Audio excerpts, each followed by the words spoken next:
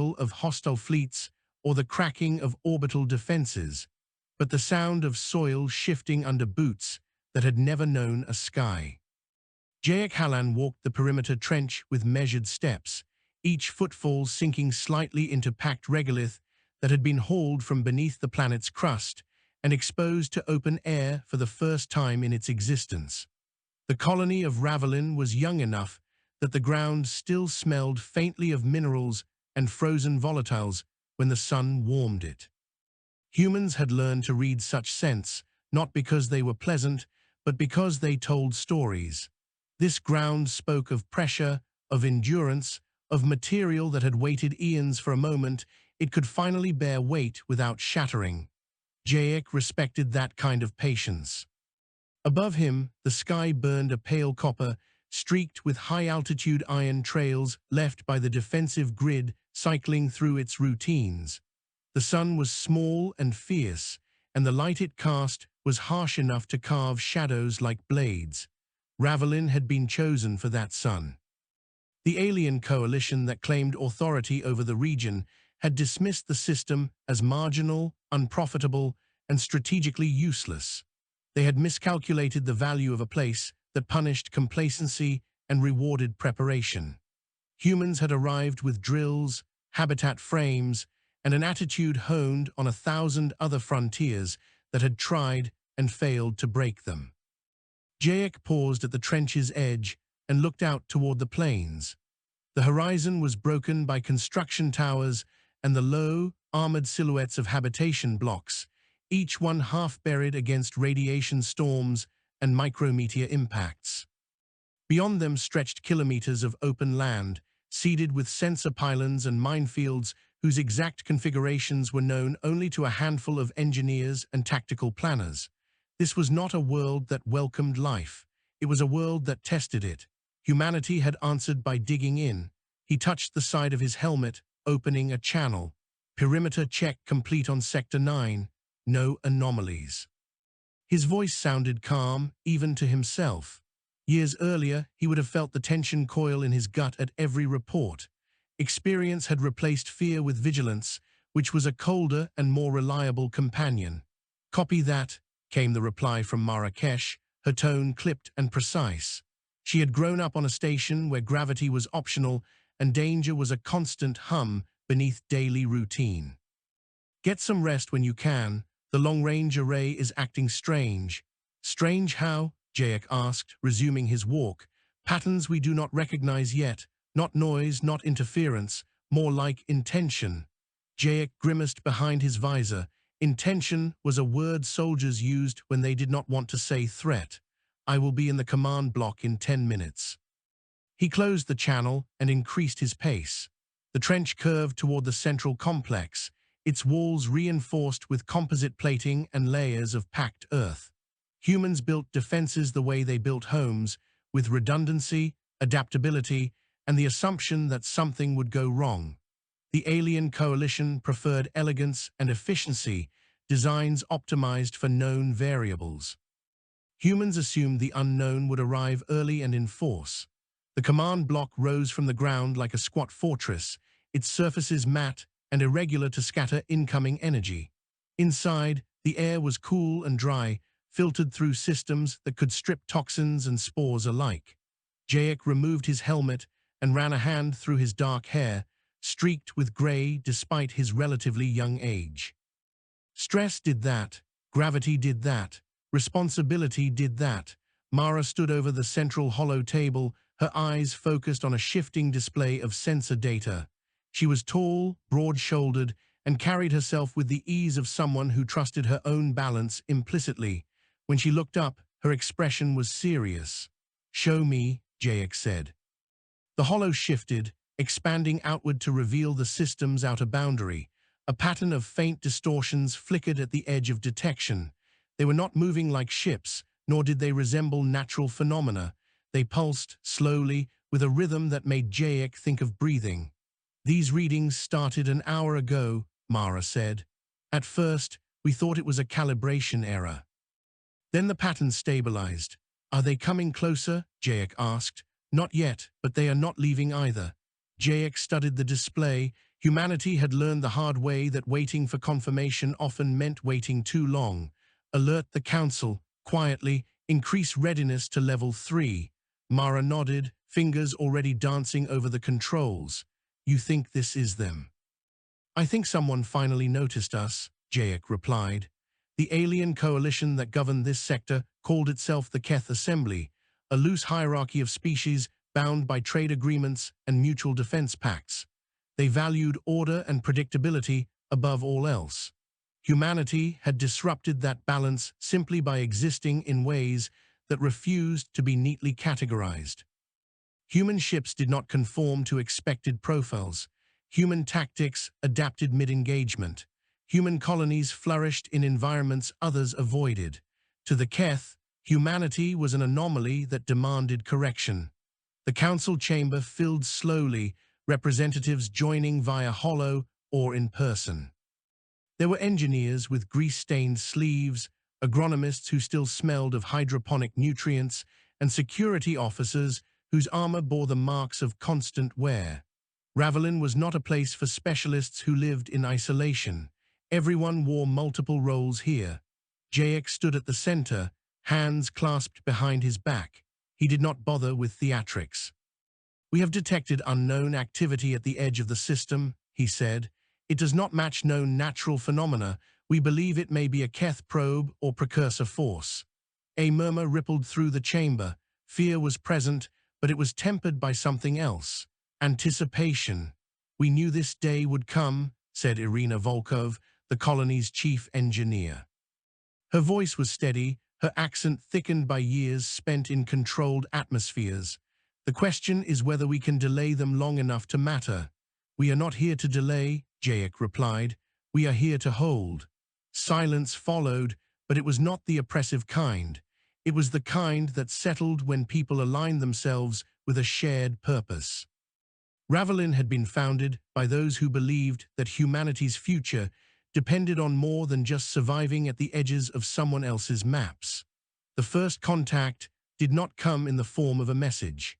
It came as a pressure wave that rippled through the upper atmosphere, ionizing particles and sending auroral flares dancing across the sky.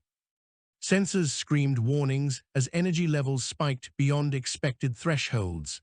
Jayek was back in the command block when the alarms began, his heart rate steady even as adrenaline surged. Multiple contacts emerging from distortion, Mara reported. Count 12, no, 15, large mass signatures. The holotable filled with shapes that resolved into angular forms, their hulls gleaming with an organic sheen that absorbed light rather than reflecting it. Keth warforms were grown, not built, their structures a fusion of biology and technology that allowed for rapid adaptation. They were beautiful in a way that made Jayek's skin crawl. They are deploying, Mara said, orbital insertion vectors. Activate grid, Jayek ordered. Do not fire unless they cross the threshold. The defensive grid hummed to life, invisible lines of force weaving a net around the planet. It was not designed to stop an invasion outright. It was designed to make every step costly. The Keth ships paused at the edge of the grid. For a moment, the universe seemed to hold its breath. Then a signal cut through the command block's comm systems, sharp and precise. Human settlement designated Ravelin, the voice said. It was translated instantly, its tone flat and devoid of inflection. You occupy a region under assembly oversight. You are instructed to cease expansion and submit to evaluation. Jayek stepped forward, his image projected outward. He did not raise his voice. He did not soften it either. This world is unclaimed by your own records. We are within our rights to settle and defend it. There is no record of your rights, the voice replied. Your species is a destabilizing factor. Compliance will ensure minimal loss. Jayek allowed himself a thin smile. We have never been good at minimal. The channel closed. The Keth ships surged forward, crossing the threshold in a coordinated advance. The grid flared, energy lashing out in arcs that carved into the leading vessels. One ship shuddered, its hull deforming as systems struggled to adapt. It did not retreat. Fire, Jayek said. Ravelin's defenses answered. Kinetic slugs accelerated to hypersonic speeds, tearing through space and impacting with brutal efficiency. Energy beams followed, tuned to disrupt the biotechnological matrices that held the Keth ships together. The sky burned, lit by explosions that bloomed like violent flowers. Jayek watched the battle unfold, his mind cataloging patterns, weaknesses, responses. The Keth adapted quickly, their formations shifting, their hulls thickening in response to damage. They returned fire, lances of coherent energy stabbing down toward the surface. Shields flared, strained, held. "They are probing," Mara said, "testing our limits." "And learning," Jayek replied. "So are we." A Keth ship broke through the grid, plunging toward the surface, trailing debris and fire. It slammed into the plains beyond the habitation blocks, carving a scar kilometers long before coming to rest. Almost immediately, it began to change, its hull opening, structures unfolding. "Ground incursion," Mara said. "Multiple life signs." Jayek turned to the assembled officers. "This is why we prepared. This is why we built into the ground and learned its weight. They think superiority comes from control. We will show them what endurance looks like." He keyed his comm.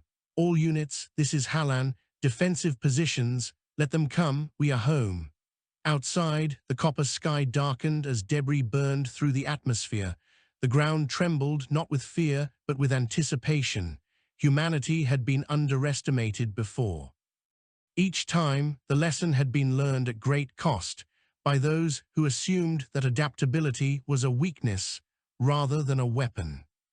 On Ravelin, under a sun that cared nothing for politics or proclamations, that lesson was about to be taught again, written not in proclamations or treaties, but in the stubborn fact of humans who refused to yield ground they had claimed with sweat, ingenuity, and the unyielding belief that survival was not enough. The wreck of the Keth warform did not burn the way human ships did. Instead of fire, it steamed, great plumes of iridescent vapor pouring from ruptured surfaces as internal fluids reacted violently with the planet's atmosphere. The ground around the impact site had been vitrified into jagged glass, and beneath that glass, the soil had compacted into layers dense enough to ring when struck. Jayek stood at the forward observation post, watching through magnified optics as the alien structure continued to unfold itself with deliberate purpose. Even broken, even burning, it refused to be still. "Contact in 3 minutes," reported Soren Vale from the tactical pit below. His voice carried the faint strain of someone balancing too many variables at once. "They are organizing fast." Jayek lowered the optics. "They always do. That is not the advantage they think it is." Ravelin's forward defenses were not walls in the traditional sense. They were zones of denial, overlapping fields of fire, interwoven with terrain shaped by human hands. Trenches zigzagged in patterns designed to confuse ranger-finding systems. Hardened bunkers sat half-buried beneath layers of rock and alloy, their entrances angled to deflect direct fire. Between them lay open ground seeded with sensors and traps that reacted not just to mass or heat, but to behavior. Humanity had learned that predictable defenses were invitations to be outmaneuvered. The first Keth ground units emerged from the wreckage like living weapons. They moved on multiple limbs, their bodies segmented and plated, each segment flexing independently as if testing the air. Their weapons were grown into their forms, extrusions of hardened tissue and crystalline nodes that pulsed with energy. They advanced without hesitation, spreading into formations that maximized coverage while minimizing exposure. "Hold fire," Jayek said quietly. The human soldiers watched through scopes and feeds, fingers resting on triggers. They had been trained to trust the plan even when instinct screamed for action. The Keth units crossed the first sensor line, nothing happened. They crossed the second, still nothing. It was only when they reached the third, when their formations tightened in response to subtle changes in terrain, that the ground itself reacted. Explosive charges buried meters below the surface detonated upward, not to obliterate, but to disrupt. The earth bucked, throwing Keth units into the air, breaking their formations and forcing them to adapt mid-motion. In that instant of recalculation, human weapons spoke. Kinetic rounds punched through plating, energy bursts overloaded adaptive matrices, the air filled with the sharp crack of impacts and the guttural hiss of alien systems failing. "They are adjusting," Soren said, "armor thickening on forward elements. Switch targeting profiles," Jayek replied. "Aim for joints, sensory clusters. Make them choose between protection and perception." The battle settled into a brutal rhythm. The Keth pushed forward, absorbing punishment and learning from every exchange. Humans responded by changing tactics just as quickly, shifting fire patterns, opening and closing lanes, retreating from positions that had served their purpose only to reappear elsewhere. There was no single line to break, no central command node to destroy. Ravelin's defense was a living thing, shaped by human decision-making in real time. Hours passed. The sun climbed higher, its harsh light glinting off blood and alien ichor alike. Casualties mounted on both sides. Jayek moved between command stations, offering concise orders and steady presence. He did not shout. He did not posture. His authority came from competence, from the knowledge that every decision was weighed against the cost in human lives. "Munitions at 60% in Sector 4, Mara reported. "We can hold, but not indefinitely." "We do not need indefinitely," Jayek said. "We need long enough." "For what?" Mara asked. Jayek did not answer immediately. He watched the battlefield, the way the Keth units began to cluster around fallen comrades, integrating damaged components into surviving forms. For them to commit. The Keth assembly did not believe in partial measures. Once resistance exceeded acceptable parameters, escalation followed. Jayek was counting on that doctrine. He was counting on their certainty that overwhelming force would solve what adaptability could not. The escalation came with a sound felt more than heard, a deep resonance that vibrated through bone and metal alike. The sky darkened as additional warforms descended, their silhouettes blotting out the sun. These were larger, more complex, their hulls bristling with weaponry and shielded by layers of adaptive energy fields. "Orbital assets deploying," Soren said. "They are bringing in command structures." "Good," Jayek replied. "Now they have something to lose." Ravelin's defenses shifted again. Long-range artillery rose from concealed silos, their barrels angling skyward. These were not weapons designed to punch through shields by brute force. They fired projectiles laced with electromagnetic disruptors and nanite swarms programmed to exploit the Keth reliance on biotechnological integration.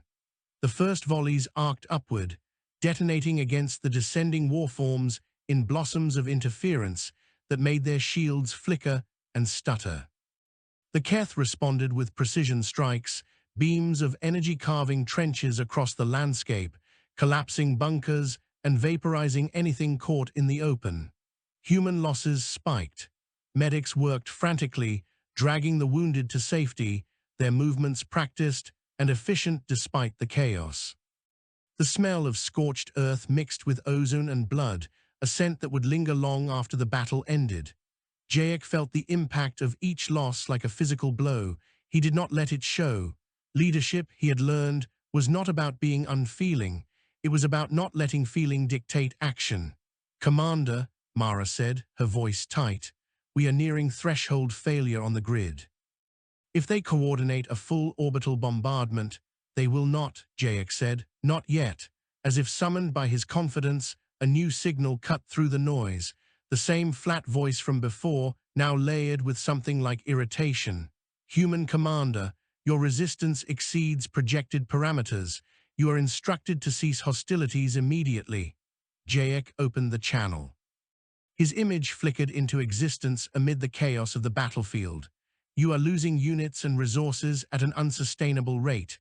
Withdraw, and we will consider this encounter concluded."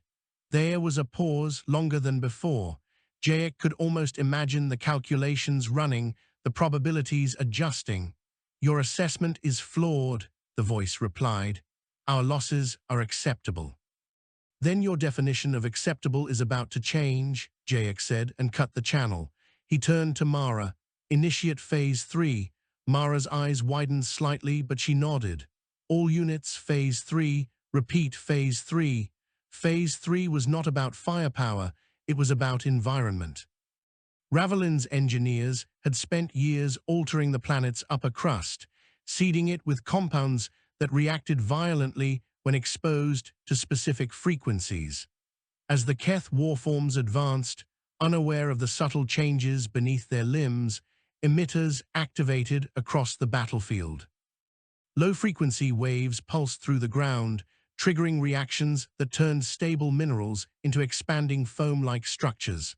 The earth beneath the Keth units lost cohesion, swallowing them as the ground itself betrayed their weight. The larger warforms fared no better. Their mass, an advantage in direct combat, became a liability as the altered terrain shifted and collapsed. Some toppled, their adaptive systems struggling to compensate for a threat that was neither weapon nor organism. "This is not possible," the Keth voice said, cutting back in, its tone no longer flat. "You are altering planetary stability." "Yes," Jayek replied, "we do that." The Keth Assembly had built its doctrine on the assumption that worlds were resources to be managed, not partners to be understood. Humanity treated environments as adversaries to be negotiated with, sometimes coerced, sometimes respected, but always engaged. On Ravelin, that philosophy paid dividends measured in survival. The battle dragged on into the planet's long evening. Shadows stretched, temperatures dropped, and the Keth units slowed as their systems adjusted to the cold. Human soldiers, equipped and trained for such shifts, pressed the advantage. By the time the last of the ground warforms lay inert or retreating, the plains around Ravelin were scarred beyond recognition. The Keth ships withdrew to high orbit, their formations tighter, more cautious. They did not flee, they watched. "We have won the field," Soren said, disbelief edging his voice. "We have survived the opening move," Jayek corrected. "That is not the same thing." In the aftermath, the colony moved with grim efficiency. The wounded were treated, the dead honored in quiet rituals that involved shared stories and the careful cleaning of gear. There were no speeches. No grand declarations. Survival itself was statement enough. Jayek stood alone at the edge of the battlefield, watching automated systems begin the long process of reclamation. The ground would heal, eventually. Humanity would make it so. He felt the familiar weight of responsibility settle over him, heavier now that it was shared with so many who had paid for this moment with blood. Mara joined him, her armor scored and stained. "They will come back," she said. "Yes," Jayek replied, "and they will bring more." She studied his face. "You sound almost satisfied." Jayek considered that. "I am not satisfied. I am resolved. They came here believing we would break or bend. Now they know we do neither easily." High above, the Keth ships adjusted their orbits, their sensors probing, their commanders recalculating. For the first time since humanity had reached beyond its home system, an established power had encountered resistance that did not conform to expectation. The Keth Assembly would respond, as it always did, with escalation and force. What it did not yet understand was that humanity had built its future on worlds like Ravelin precisely because they demanded everything and gave nothing freely. As night fell, the copper sky deepened to a bruised purple, stars emerging one by one. Jayek looked up at them, thinking not of conquest or glory, but of continuity. Of holding ground not because it was easy or profitable, but because it mattered that someone could. The universe was vast and often hostile, but it was not immutable. Humanity had learned that lesson early, and it had carried it across the stars. The Keth had come to test them. They would leave having learned something far more dangerous than the cost of resistance. They would learn that humans did not need to dominate the universe to defy it. They only needed to stand, adapt, and refuse to be moved. The Keth did not strike again immediately, and that delay unsettled Jayek more than the battle itself. Ravelin was built to endure pressure, not quiet scrutiny. The days following the ground engagement were filled with reconstruction, recalibration, and the slow accounting of losses. Every name was recorded, every role noted, every absence felt. The colony did not stop to mourn in grand gestures. It mourned by working, by reinforcing the walls that had failed, by refining the systems that had almost held. Humanity had learned long ago that grief, when left idle, turned inward and corrosive. Orbital scans showed the Keth fleet maintaining a distant, layered formation. Ships rotated in and out of high orbit, their trajectories precise, their spacing deliberate. They were not retreating, they were thinking. That alone marked a shift. The Keth assembly was accustomed to resistance that collapsed under sustained pressure or fragmented into predictable insurgency. Ravelin offered neither. It presented a unified front that adapted as fast as it was challenged, and that unsettled doctrines built on statistical certainty. Jayek convened the senior staff in the command block, the hollow table projecting a three-dimensional model of the system. Damage reports scrolled along one side, resource inventories along the other. At the center hung the Keth fleet, represented by shifting geometries that pulsed faintly as new data streamed in. "They are mapping us," said Irina Volkov, her fingers tracing invisible lines through the projection. "Every response, every energy spike, every pattern of movement, they are trying to build a predictive model." "Let them," Mara said. "We will change before they finish." "That assumes we can afford to," Irina replied. "Our industrial capacity is limited.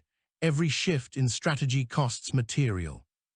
Jayek listened, absorbing the tension between adaptability and sustainability. "We do not need to outproduce them," he said finally. "We need to outthink their assumptions. They believe escalation will force submission. We will show them that escalation forces investment." Soren leaned forward. "You are suggesting we draw them in." "I am suggesting we make withdrawal more expensive than engagement," Jayek said. "They value order. We will give them complexity." The next phase of the conflict began not with weapons fire, but with messages. The Keth assembly transmitted formal declarations outlining their authority, their intent to impose oversight, their projections of inevitable compliance. Jayek responded with data. Trade manifests from human space, records of cooperative ventures between human colonies and independent species beyond Keth influence. Proof that Ravelin was not an isolated outpost, but a node in a growing network that valued autonomy and mutual defense over hierarchical control. The Keth replied with warnings. Humanity replied with infrastructure. Construction ships arrived from neighboring systems, slipping past Keth patrols through routes that had been charted in advance. They brought prefabricated modules, additional personnel, and something far more threatening than weapons. They brought permanence. New habitats rose from the ground, their foundations sunk deep into the altered crust. Power plants came online, their outputs exceeding immediate needs. Communication arrays extended their reach, linking Ravelin to other human-held worlds in real time. Each addition was a statement. This was not a temporary foothold. This was a commitment. The Keth responded by tightening their blockade. Supply routes grew more dangerous, and several transport vessels were intercepted, their crews detained. The assembly broadcast images of confiscated cargo, framing the action as enforcement of lawful oversight. Humanity broadcast the names and faces of the detained, framing the same action as piracy. Public opinion, a force the Keth had never learned to manage effectively, began to shift among the neutral species of the region. Traders who had previously deferred to the Assembly's authority started rerouting their business, wary of entanglement. Information moved faster than fleets, and humanity had learned to weaponize transparency. On Ravelin itself, preparations continued. Jayek authorized the activation of contingency projects that had been debated for years and shelved as too risky. Deep-core drills resumed, pushing past previous safety margins to access layers of the planet's mantle that could be harnessed for geothermal power. and, if necessary, controlled seismic manipulation. Environmental engineers worked alongside physicists, their collaboration producing systems that blurred the line between habitat and fortress. Not everyone was comfortable with the direction things were taking. In private meetings, concerns were raised about the long-term viability of altering the planet so aggressively. Jayek listened, acknowledged the risks, and weighed them against the alternative. Surrender did not guarantee preservation. History had taught humanity that compliance often led to slow erasure. The next Keth move came without warning. A coordinated strike targeted Ravelin's orbital infrastructure, not with overwhelming force, but with surgical precision.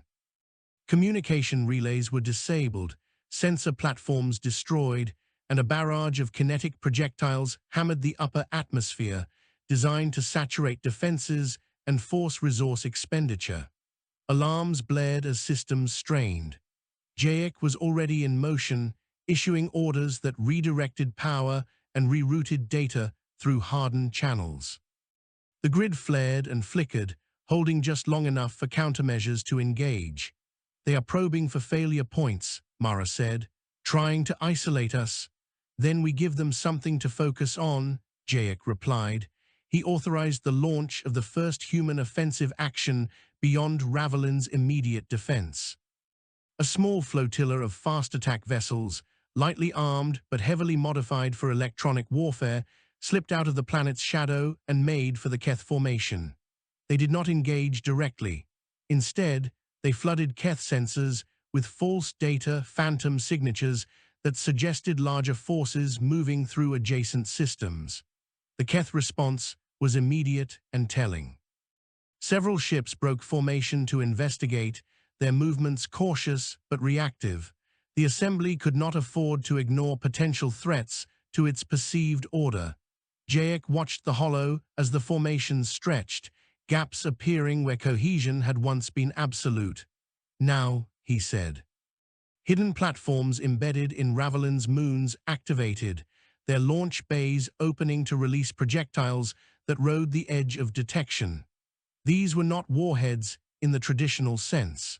They were carriers, dispersing clouds of micro-devices programmed to attach to Keth hulls and interface with their adaptive systems.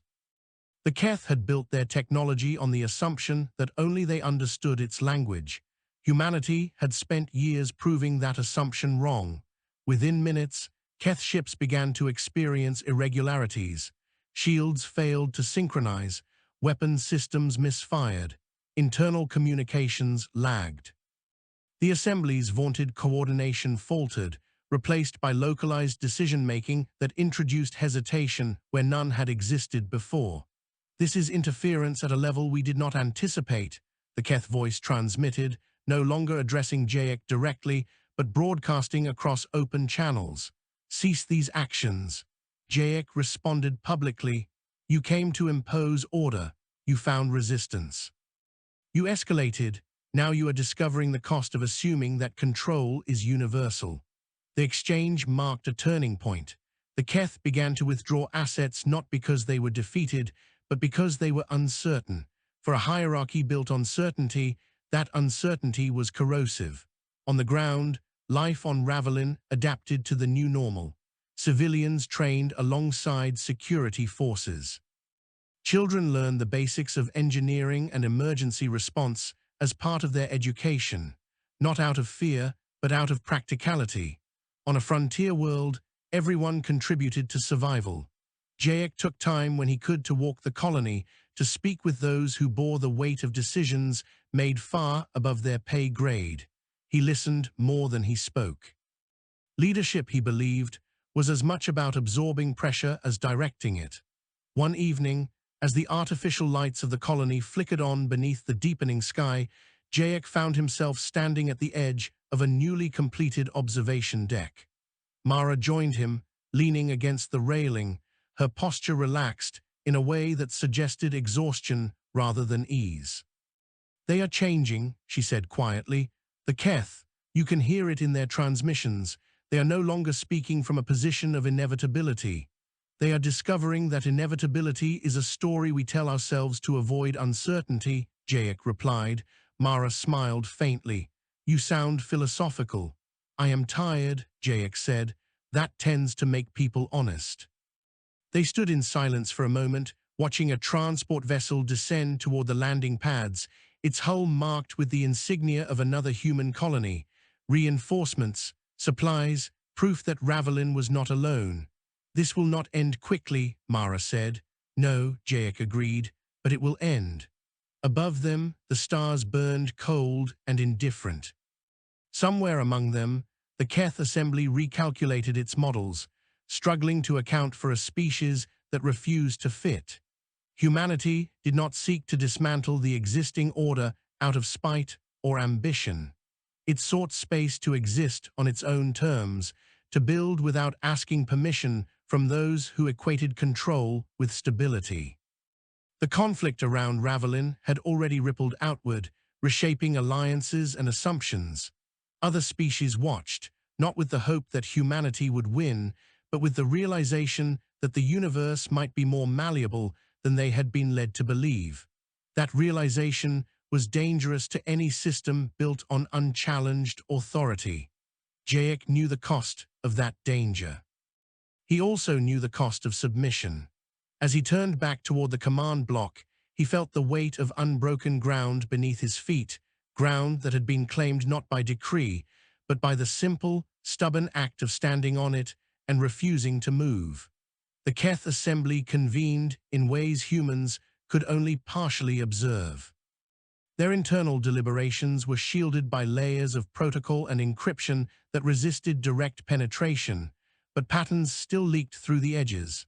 Ship movements synchronized and desynchronized in rhythms that suggested debate rather than command.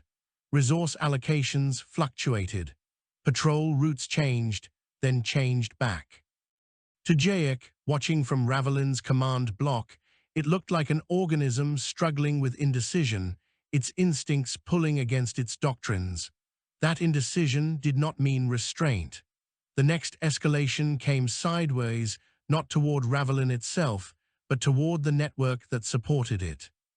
Human-aligned trade hubs in neighboring systems reported increased Keth inspections, seizures, and evaluations. Several independent species found their shipping lanes restricted unless they agreed to revised assembly oversight terms that explicitly excluded cooperation with humanity. The message was clear. If the colony could not be crushed directly, it would be isolated until it withered. Jayek gathered the council again, the mood heavier than before. Maps now showed not just ships and systems, but economic flows, population movements, and political pressure points. The war had widened into something less visible and far more dangerous. They are trying to starve us without firing another shot, said Althea Wren, the colony's logistics coordinator. Her face was lined with fatigue, her eyes sharp. Fuel, specialized components, even medical substrates. We can compensate in the short term, but long-term independence requires a scale we have not reached yet. We knew this was coming, Irina said. The question is how we respond without becoming what they claim we are. Jayek folded his arms. We respond by making their strategy unreliable. That reliability was the core of Keth power. The assembly enforced order not just through fleets, but through predictability. Compliance was rewarded with stability. Resistance was punished in measured, escalating steps that had, until now, always worked. Humanity threatened that equation by introducing variables that could not be neatly bounded. Ravelin accelerated its push towards self-sufficiency. Manufacturing lines shifted to produce substitutes for embargoed components, sacrificing efficiency for resilience. Agricultural modules expanded underground, using engineered microbes and fungi to enrich the planet's hostile soil. Energy production diversified further, coupling geothermal output with solar arrays hardened against orbital strikes. None of it was elegant. All of it worked. At the same time, humanity did something the Keth assembly found profoundly unsettling. It talked openly. Human diplomats, backed by live feeds and unfiltered data, addressed neutral systems and minor polities directly. They did not frame the conflict as a moral crusade. They framed it as a practical problem. Centralized control versus distributed autonomy. Stability imposed versus stability negotiated. They showed footage of Ravelin's defenses not as threats, but as evidence of preparedness. They shared casualty lists with names and histories, refusing to reduce loss to abstraction. The response was not immediate alignment, but curiosity. Questions followed, then quiet offers of assistance that avoided formal declarations. A shipment here, a technical consultant there. Small acts of defiance that, taken together, frayed the assembly's grip. The Keth answered with a demonstration. Without warning, a human-aligned outpost on the edge of the sector went dark. Sensors recorded a brief spike of energy, then nothing. When long-range probes arrived days later, they found the station intact but empty. No bodies, no damage consistent with combat, just absence. The assembly transmitted a single statement. This is containment. Continued destabilization will result in further corrective actions. The council chamber on Ravelin was silent when the feed ended. The implication was clear.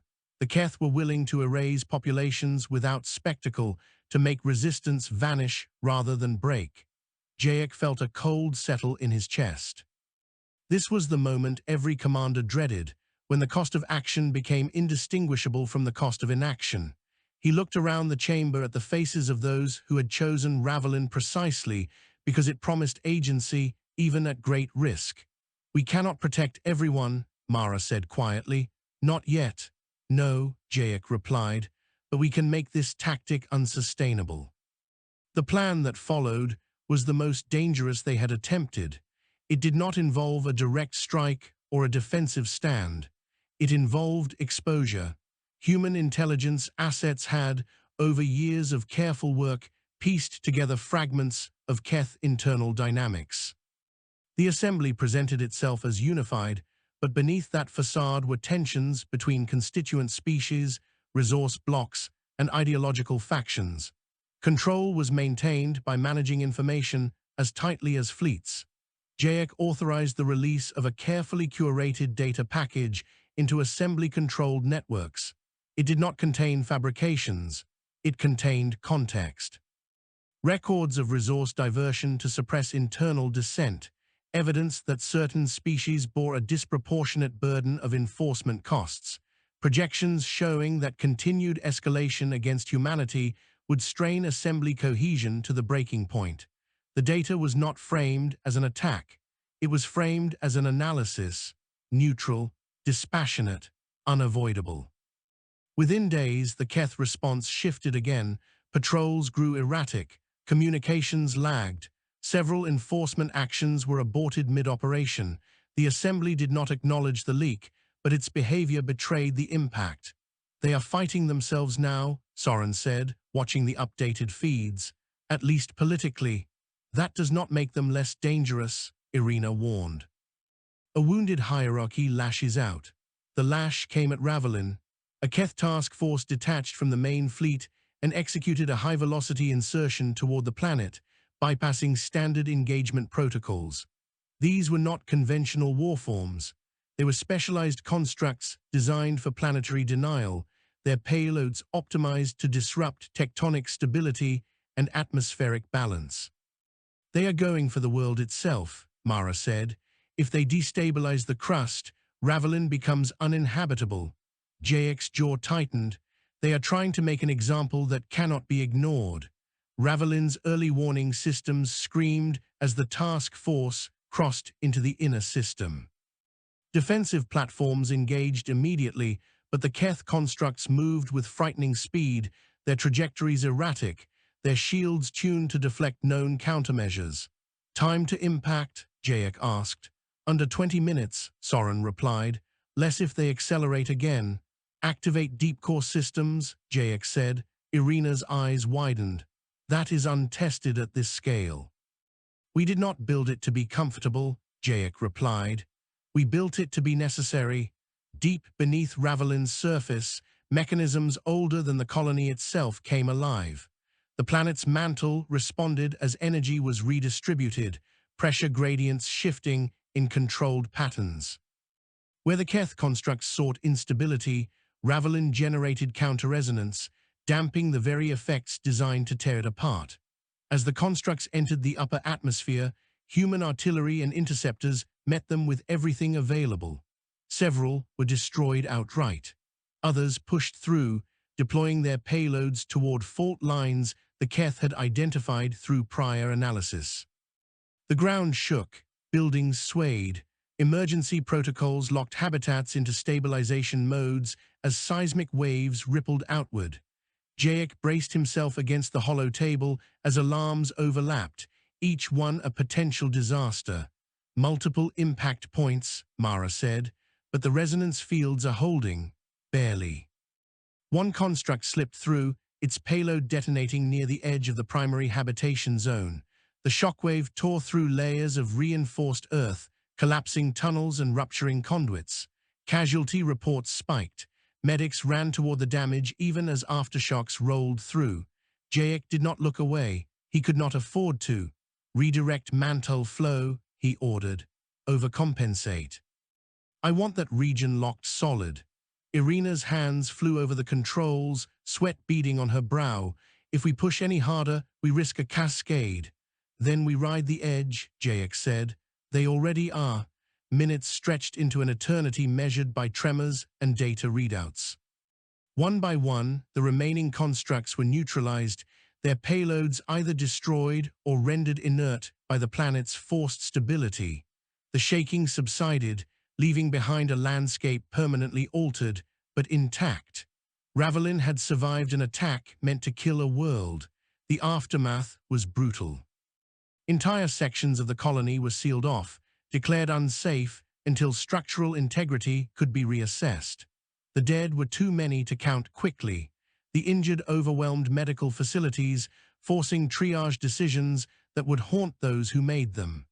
Jayek stood amid the controlled chaos, issuing orders, offering presence where words failed.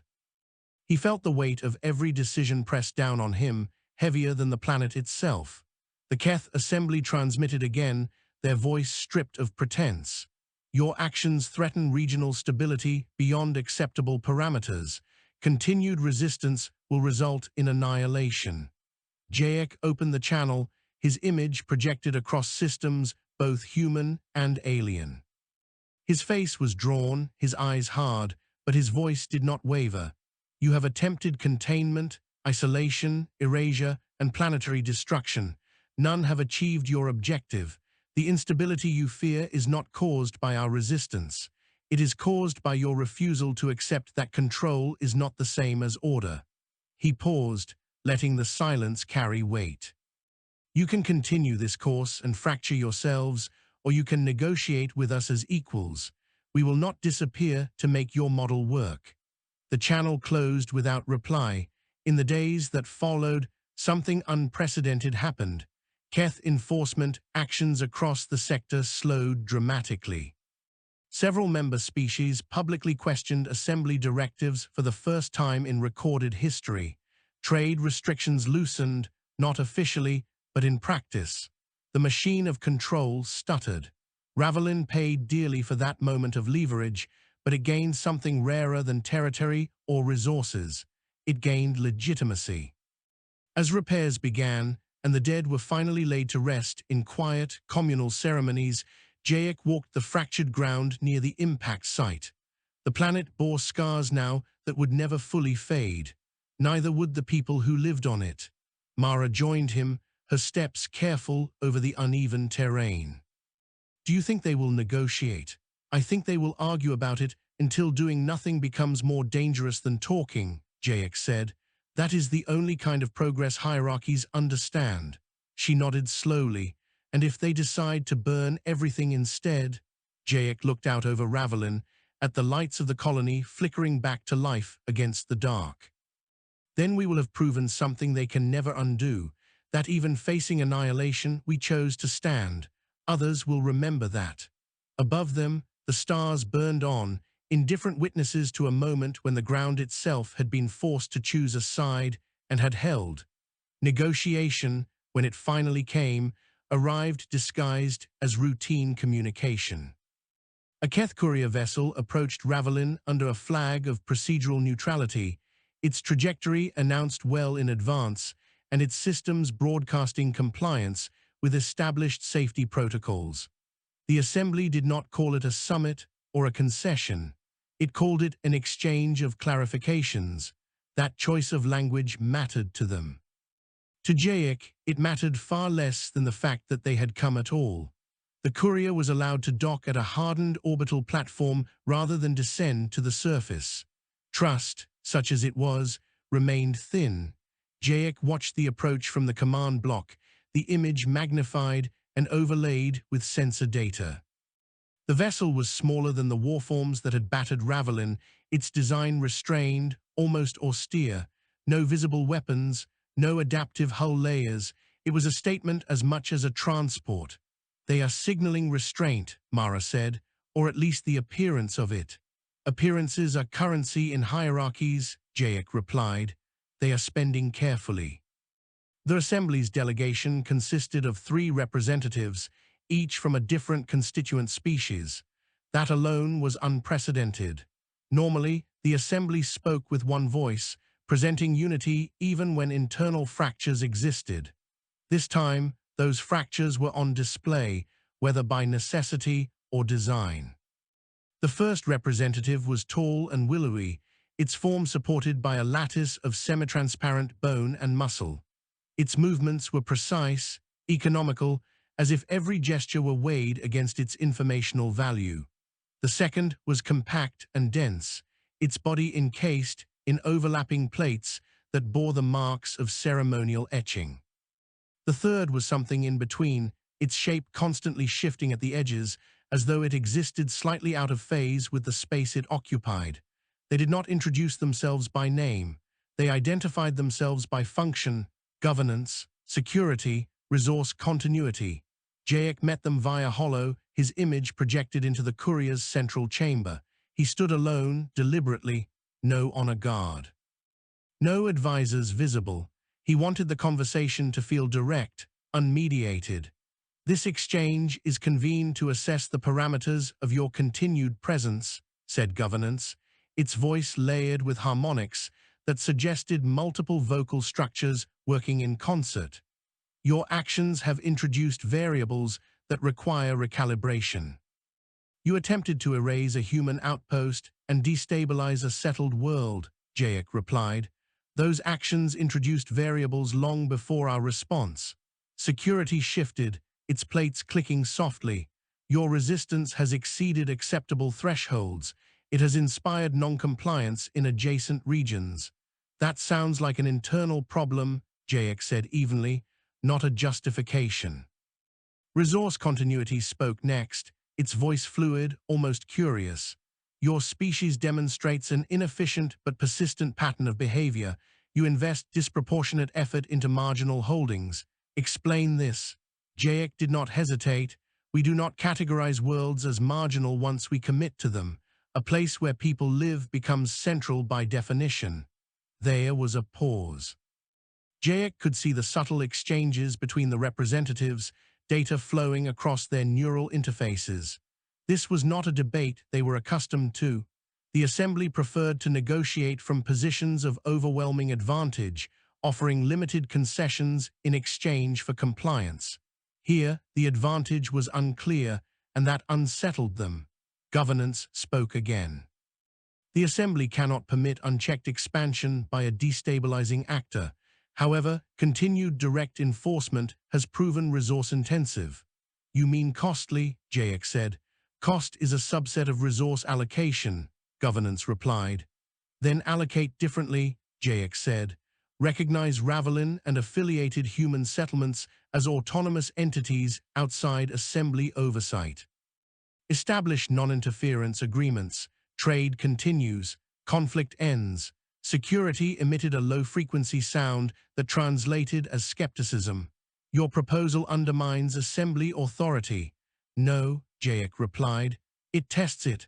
Authority that collapses when challenged was never stable. Resource continuity leaned forward slightly. What guarantees do you offer that your autonomy will not propagate further instability? Jayek held its gaze. None. Stability is not guaranteed by suppression. It emerges from systems that can absorb dissent without breaking. You have been deferring that lesson.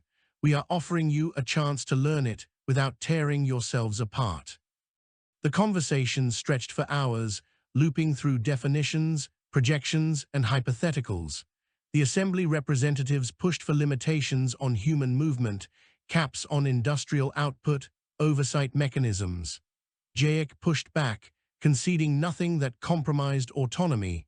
He offered transparency instead. Open data sharing on trade, migration, and military deployments, not as a concession to authority, but as a confidence-building measure. Eventually, the exchange reached an impasse that both sides recognized. Governance concluded with a statement carefully calibrated to preserve Assembly dignity. Your position will be reviewed by the full Assembly. Interim cessation of hostilities will remain in effect pending that review. The courier departed shortly thereafter, its trajectory taking it not back to the main fleet, but on a circuitous route that suggested further consultations. Jayek watched until it slipped beyond sensor range, then exhaled slowly. That went better than expected, Mara said, stepping into view. Better than expected is not the same as good, Jayek replied. They are divided. That buys time. It does not guarantee outcome. Time, however, was a resource Ravelin could use. Reconstruction continued at a relentless pace. Damaged sectors were stabilized, then redesigned with lessons learned etched into every reinforcement. Memorial spaces were carved into the bedrock, not grand monuments, but quiet chambers where names were inscribed alongside the roles people had played. Farmers, engineers, medics, defenders, no hierarchy, just contribution. The broader human network responded as well. Inspired by Ravelin's survival and the visible hesitation of the Assembly, other settlements pushed their own boundaries. Some declared autonomy openly. Others simply acted as though oversight no longer applied, daring enforcement that did not come. The map of the sector began to change, not in sharp lines, but in gradients of influence that blurred and shifted. The Assembly's internal fractures widened. Intelligence reports, fragmented but consistent, indicated heated debates among member species. Some argued for decisive annihilation to reassert control, regardless of cost. Others warned that such action would trigger widespread defiance and possibly civil conflict within the Assembly itself. Resource continuity factions raised concerns about supply chain disruptions already underway. Jayek followed these developments with a mix of hope and unease. Humanity had become a catalyst, whether it wanted to be or not. Catalysts did not control the reactions they initiated. They merely lowered the threshold for change. The Second Assembly communication arrived weeks later, this time addressed not just to Ravelin, but to all known human settlements in the region. It was longer, more formal, and laced with compromise language that would have been unthinkable months earlier. The Assembly proposed a provisional framework recognizing certain human-held systems as self-governing, in exchange for agreed-upon navigation corridors, mutual defense notifications, and arbitration mechanisms for disputes. It was not equality. It was not full recognition. It was a crack in the wall. The council chamber on Ravelin buzzed with debate as the proposal was dissected. Some argued it was insufficient, a trap designed to formalize limits that could later be enforced. Others saw it as a necessary step, a foothold that could be expanded. Jayek listened, weighing not just the words on the page, but the context that had produced them. "This is not the end," he said finally. "It is an acknowledgement that the old approach failed. We accept provisionally, with explicit language preserving our right to withdraw if terms are violated." "And if they test those terms?" Althea asked. "They will," Jayek said, "and when they do, the response will be collective, not isolated.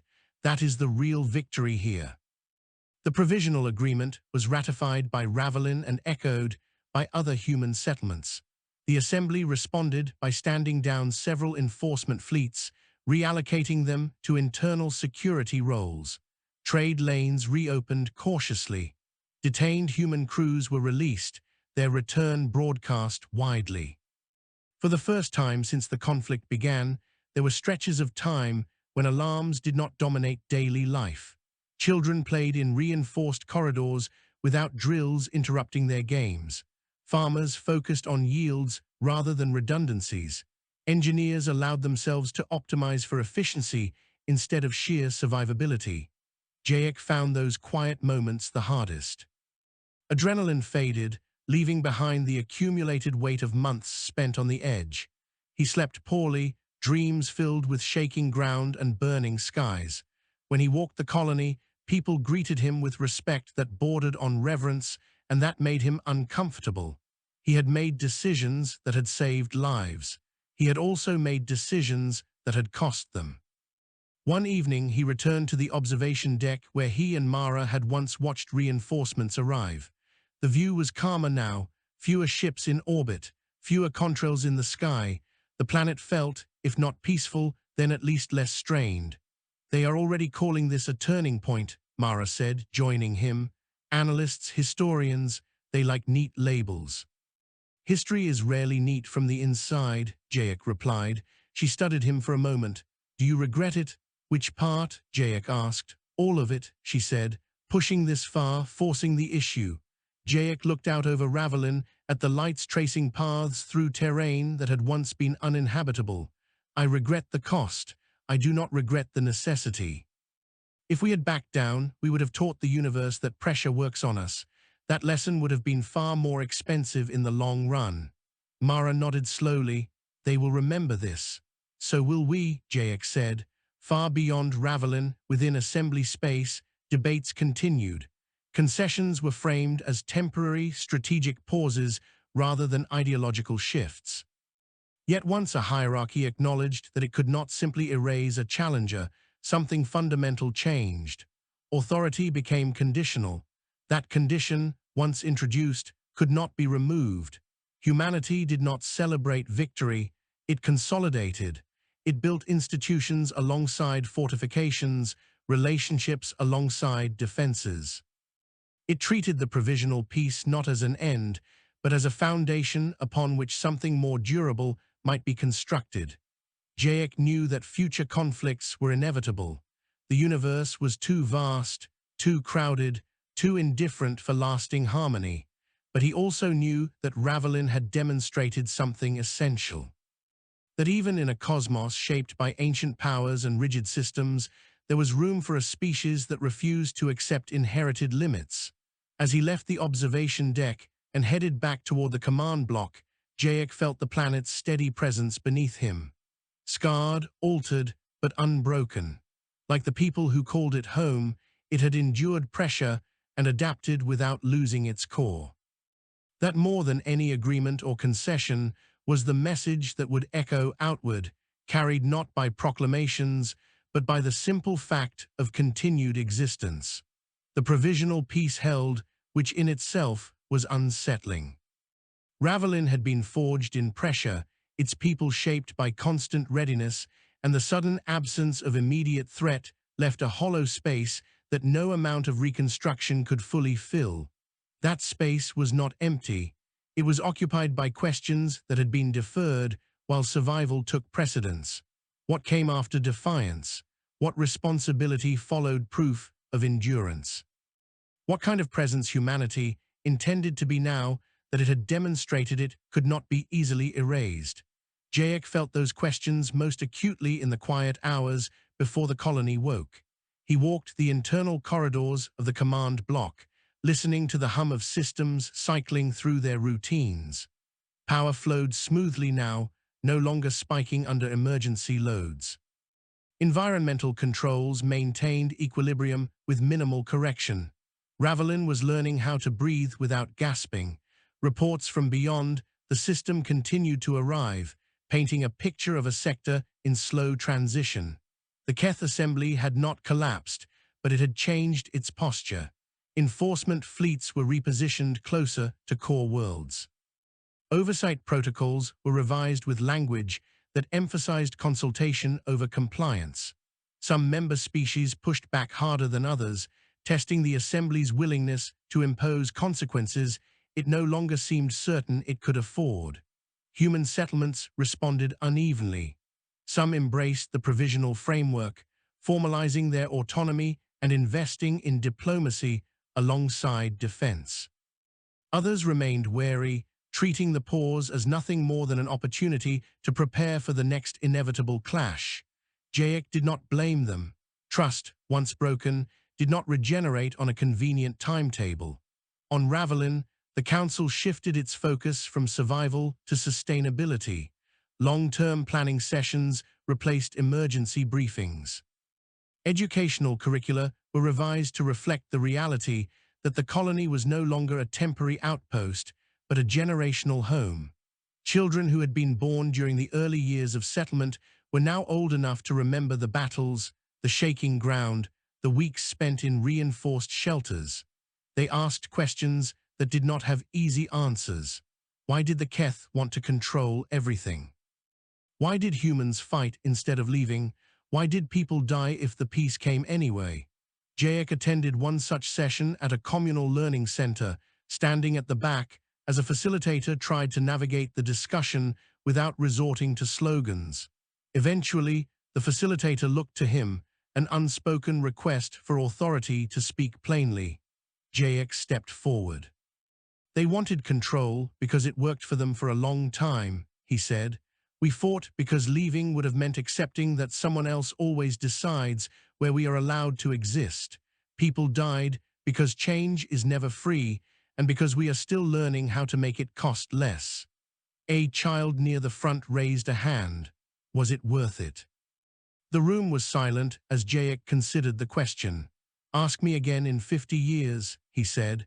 If Ravelin is still here, if you are still free to ask hard questions, then yes. If not, then we will have failed, and you should judge us accordingly. The honesty unsettled some of the adults in the room, but Jayek believed it mattered. Humanity's strength had never come from pretending certainty where none existed. It came from confronting uncertainty directly and acting anyway. The Keth Assembly's final response to the provisional framework arrived months later, ratified by a narrow margin that reflected its internal divisions. The agreement recognized a defined zone of human autonomy, including Ravelin and several neighboring systems, with explicit non-interference clauses and a mutual defense notification protocol that stopped short of alliance. It was a compromise shaped by necessity rather than goodwill, but it was binding. The announcement rippled outward, triggering reactions across the sector. Some species celebrated quietly, seeing in the agreement a precedent they might one day invoke. Others expressed concern that the Assembly had weakened itself, that the acknowledgement of limits would invite further challenges. Both interpretations were correct. Jayek addressed the colony that evening, not from a podium or a fortified command center, but from the central plaza that had once served as an evacuation point. People gathered in layers, some in person, others via holo, their faces tired but attentive. This agreement does not mean the danger is over, Jayek said. It does not mean the universe has become fair or predictable. It means that we have carved out space to decide our own path, and that space will only remain ours if we continue to defend it, not just with weapons, but with choices. He spoke of the need to build relationships that were not defined solely by opposition, of the importance of internal accountability so that autonomy did not become a shield for exploitation or complacency, of the responsibility that came with having forced a larger system to adapt. We have shown that endurance can change the terms of engagement, he said. Now we have to show that endurance can support something worth sustaining. There was no thunderous applause. Instead, there was a steady, collective acknowledgement, the kind that came from people who understood that the hardest work often began after the crisis passed. In the weeks that followed, Ravelin sent its first official diplomatic mission beyond human-aligned space. a small delegation tasked with opening channels rather than staking claims. They traveled without escorts, relying on the agreement and the credibility Ravelin had earned. It was a risk, but one taken deliberately. Power that never trusted its own restraint eventually lost the right to claim it. Jayek watched their departure from the same observation deck where he had once tracked incoming warforms. The sky was clear, the copper hue softened by high-altitude clouds that scattered the light into something almost gentle. The planet had settled into a new equilibrium, its altered crust stable, its systems humming with practiced efficiency. Mara joined him, her presence as familiar as the weight of the ground beneath his feet. "They are calling it the Ravelin Accord in some circles," she said. "You know how these things get named." Jayek allowed himself a brief smile. "Names are easier than understanding. Do you think it will hold?" she asked. "I think it will be tested," Jayek replied. "Repeatedly, but every test that does not break it makes the next one harder to justify." Mara leaned on the railing, looking out at the stars. "You could step back now, you know. Let someone else carry this." Jayek considered the idea seriously. Leadership was not meant to be permanent. It calcified if held too tightly. "Soon," he said. "Not yet. There are still transitions to manage. After that, Ravelin should not need me in this role." "And you," she asked, "what will you do?" He thought of the ground, of the trenches that had become gardens, of the bunkers repurposed into workshops and classrooms. "I might finally learn how to build something that is not designed to withstand an attack," he said. As the diplomatic vessel vanished into the distance, Jayek felt the familiar tension ease, not disappear, but redistribute into something more sustainable. The universe beyond Ravelin remained vast and indifferent, filled with powers that would test, probe, and push. Humanity would face those pressures as it always had, with a mix of ingenuity, stubbornness, and a refusal to accept that existing hierarchies define the limits of possibility. The Keth assembly would endure as well, altered by the realization that control was not absolute and that adaptation was not a concession, but a necessity. In that shared lesson lay the faint outline of a future that was not dictated by domination alone. Ravelin stood as proof of that lesson, a world claimed not through conquest, but through commitment.